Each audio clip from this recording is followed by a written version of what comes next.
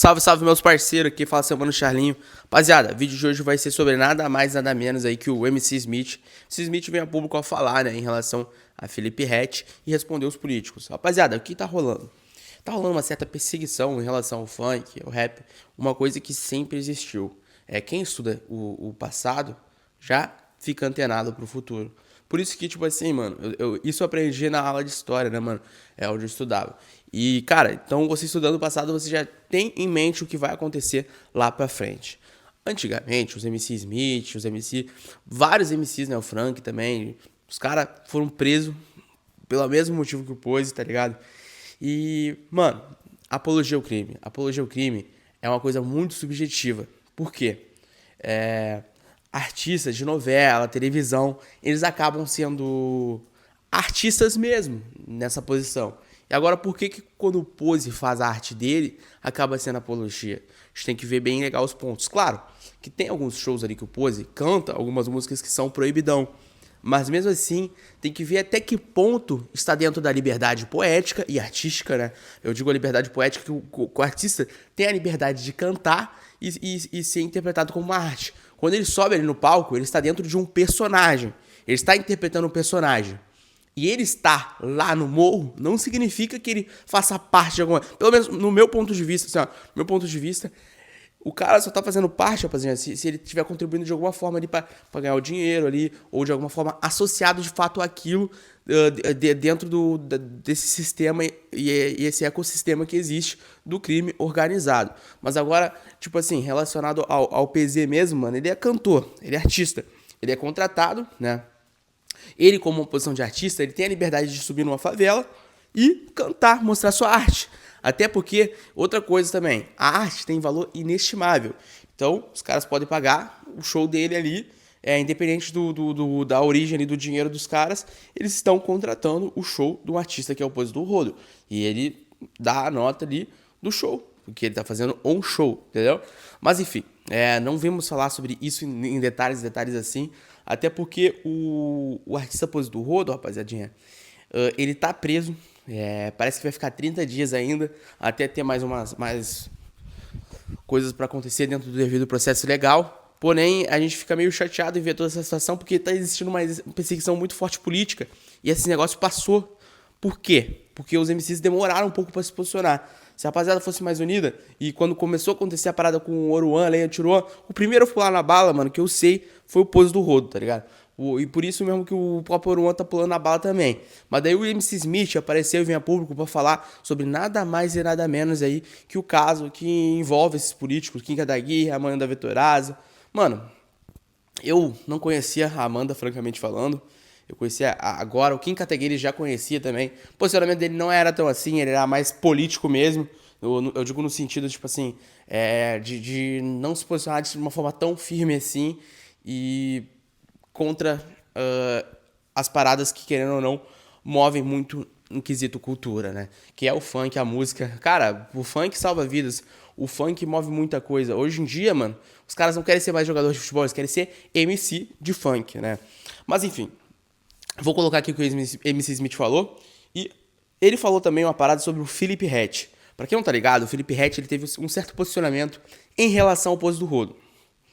O posicionamento do Ret foi um posicionamento morno, ou seja, não foi quente nem frio. E passagem bíblica, né? A Bíblia já diz, o morno, ele vomita, tá ligado? Então, não tem como você se posicionar dessa forma. Claro que ele foi orientado praticamente juridicamente, porque o Ret já tem problemas também com a justiça, e então ele tá com muito medo também de se posicionar. Só que, mano, é uma causa social muito forte e tem como se posicionar de forma incisiva, sem que aconteça uma perseguição contigo, entendeu?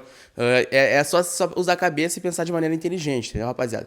Então, vamos direto aos fatos aqui e vamos colocar o que o MC Smith falou. Só pega a visão. Querida Amanda Vitorazzo, primeiro, eu sou pai de uma menina, nasci de uma mulher. Não vou te tratar mal, porque até então sei da minha condição como homem. Mas, literalmente falando, no cunho político, né, e social que você vem trazendo dentro da perseguição com o funk, e principalmente para com o Oruan, o Pose e agora eu, citado em seu último post, dá para ver realmente a discrepância que o Brasil tem de não entender que quando nós contamos a realidade da favela é apologia, mas quando um diretor de cinema, um escritor de novela ou alguém faz tudo isso em vídeo, é arte. Amanda, Kim Kataguri, eu vou preparar um conteúdo bem legal para vocês, porque vocês são inteligentes, né? Vocês não são burros, né? Como vocês falam, trata a gente como selvagem, né? Então eu vou fazer um conteúdo bem legal. Gente, a cada dia que passa, eu amo o que eu estou fazendo. Faculdade de História. Sabe que eu estou fazendo faculdade de História? Não é para mostrar para ninguém que eu sei, não. É para me preparar e entender toda a estrutura, desde que o Brasil é Brasil. E o mundo num todo. E pessoas como vocês dois aí, ó, que tiveram a educação maravilhosa, que não passaram pelo que eu passei, que não passaram fome, que não sofreram nada na vida, nunca vão entender as nossas dores quando nós contamos na nossa música. Nunca vão entender. Então, eu não vou te agredir, não vou falar nada, porque eu não sou isso. Mas eu vou te dar uma resposta à altura que você merece, ok? Prender você, tem que prender o Pose do Rodo, tem que prender o Smith, todos seus amiguinhos que fazem apologia ao crime. Então, meus amigos, o negócio é o seguinte: os nervos estão muito à flor da pele, né? E eu, para me posicionar, eu tenho muitos contrapontos. Porque os garotos ainda são novos. Tanto o Mauro como o Marlon, né? Que é o Oruan e o Pose, são muito jovens ainda e tem uma grande casca ainda para criar. Mas o que estão fazendo com o Pose, cara, é sacanagem. Tiraram a música do Spotify, as músicas do Pose do Spotify, e o Spotify coloca uma nota falando que não sabe quem foi que tirou a música de lá. Parece até engraçado. Mas essa Amanda Vettorazzo e o Kim Kataguri, eles estão porque estão querendo ganhar mídia para a eleição do ano que vem. Então, fazendo alusão a um conteúdo que eu vim do Chavoso da USP, falando que a favela é a nova senzala. Realmente, estamos sendo chicoteados todos os dias. Mas sabe o que acontece dentro disso tudo? Né? Sem falar agora desses parlamentares que estão aí nos ofendendo, sem provas. Tem apropriação cultural. Vocês já viram quanto dinheiro o funk gera? Mas o dinheiro não está na mão de quem realmente faz o funk acontecer, que são os DJs e os MCs. Está sempre na mão de pessoas que têm muito dinheiro, sabe? Muito dinheiro. E aí eu volto lá atrás, na base, né? Quando tinha Seata, Pixinguinha, ali a galera começa a fazer o movimento do samba e tal, né? Vem uma galera da Zona Sul, né? Vinícius de Moraes, Tom Jobim, João Gilberto, e criam a Bossa Nova. Vocês sabem o que é a Bossa Nova? Samba de playboy. Entende? O que o carnaval hoje virou? Carnaval dos camarotes. O que o futebol, posso falar por mim, o Maracanã virou hoje? Estádio pra gringo. E aí a gente cria todo, né, esse universo. E sabe o que a gente recebe depois? Um pé na bunda, como se não fizesse parte de nada ou não fosse nada. E aí eles roubaram a ideia de cartola. Eles iam na favela ouvir os caras, nossa, maneiro, poxa, que bacana. Eles foram simplesmente, criaram isso, porque o rei da Bossa Nova se chama Johnny Alf, que foi o cara que estourou a primeira Bossa Nova. Negro, homem preto, homossexual, que para aquela época era muito preconceito. Foi jogado na sarjeta e quase ninguém conhece. Mas quem é conhecido? Quem é conhecido? Esses 3 rapazes que eu citei, Tom Jobim, Vinícius de Moraes e João Gilberto. Por quê? Eles tinham mais contatos lá fora e fizeram suas músicas chegarem lá fora. Coisa que Cartola, a galera aqui não tinha essa rotatividade e acesso por falta de recurso também. E agora, Amanda e Kim, já que vocês querem falar da gente, a gente vai refrescar a mente de vocês um pouquinho. Já ouviram falar de Wilson Simonal? Não, né? Pra mim é o rei da música brasileira. O Wilson Simonal é o rei da música brasileira, se for colocar. Porque foi o cara que furou muitos bloqueios, furou muitas bolhas. E é sempre assim. O mercado consome a gente.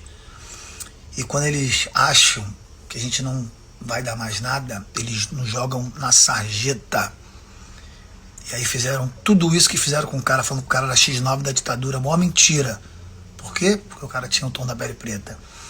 E aí deram uma banda no Simonal para colocarem o Roberto Carlos, que vinha numa ascensão. E no Brasil você não tem como colocar um rei, porque são muitos segmentos. Existem reis em cada segmento. Você me entende? E aí eu volto no samba, lá no começo do século XX. Né? Ali, samba, capoeira, toda forma de manifestação cultural que tinha naquela época, eles queriam prender, bater, alegando vadiagem, enfim. E aí, a tia Seata, né, tinha um presidente na época do Brasil, que era o Venceslau Braz. Ele tinha uma ferida na perna que ninguém conseguia curar. Pô, ataque, pô, ó, tem uma mulher chamada tia Seata aí, cara, que ela veio da Bahia e ela tem as suas formas aí, as suas ervas para te curar. Ela curou a perna do presidente. O presidente falou: o que você quer em troca? Ela falou: eu só quero que você deixe meu samba rolar. Eu me reúno na minha casa, quero que você coloque 2 homens seus lá para ninguém atrapalhar o nosso movimento. E até então o presidente concedeu esse pedido para ela. E aí a galera foi se reunindo ali e chegou até o dia de hoje, tá ligado? Agora chegou na cena atual, igualzinho naquela época lá. Tom Jobim, Vinícius de Moraes, os caras roubaram todas as ideias, criaram a bossa nova e ficaram muito bem. E hoje são reconhecidos. E os caras hoje, o Cartola, muitos são reconhecidos, mas o Johnny Alf, tipo assim, quase ninguém conhece. Quem estuda música mesmo sabe, tá ligado? Então a gente sempre fica pra trás, sabe? E na cena do trap tem um montão que quer falar de favela, quer falar de tudo, quer andar de Kenner, quer botar cabelo marcado, corte do jaca. E não é relevante, porque são igual putas, são igual os políticos. Falam e não fazem nada. Eles vendem mentira pra vocês. Eu sei de onde eu vim, mas a maioria desses caras aí que estão hoje aí não vieram dos lugares que vocês escutam na música deles aí. Principalmente um que eu vou falar agora. Aí esse rapaz aí que eu vou falar é até um cara legal. Me tratou bem, me convidou para ir lá no DVD dele, no lançamento lá